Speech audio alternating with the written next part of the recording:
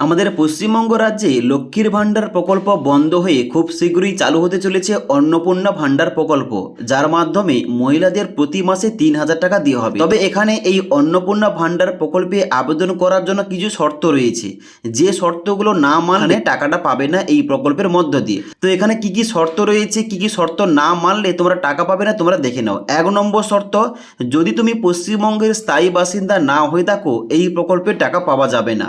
2 নম্বর শর্ত, যদি তোমাদের ব্যাংক অ্যাকাউন্টের সঙ্গে আধার ডিবিটি লিঙ্কটা না থাকে এই প্রকল্পে টাকা পাবে না। 3 নম্বর শর্ত, যদি আবেদনকারী কোনো রকম সরকারি চাকরি করে এই প্রকল্পের আওতায় এই 3,000 টাকা প্রতি মাসে পাবে না।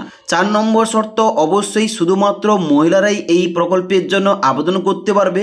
পুরুষদের জন্য কিন্তু রয়েছে যুবশক্তি ভরসা কার্ড, যার জন্য এই প্রকল্পে শুধুমাত্র মহিলারাই আবেদন করতে পারবে। 5 নম্বর শর্ত, যদি আবেদনকারীর বয়স সীমা 25 বছর কিংবা তার নিচে হয়ে থাকে আবেদন করতে পারবে না, যার জন্য অবশ্যই আবেদনকারী বয়স সীমা যদি 25 বছরের ঊর্ধ্বে হয়ে থাকে এখানে আবেদন করা যাবে।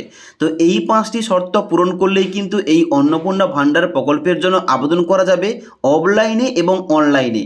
এবার আগামী কিছুদিনের মধ্যেই কিন্তু এই প্রকল্পের জন্য আবেদন শুরু হচ্ছে। এবার আবেদন শুরু হলে কিভাবে আবেদন করতে হবে, কোনখান থেকে ফর্মটা পাওয়া যাবে, এই সমস্ত টপিকে ভিডিও চাইলে নিচে কিন্তু অবশ্যই আপনারা কমেন্ট করে জানাতে পারেন।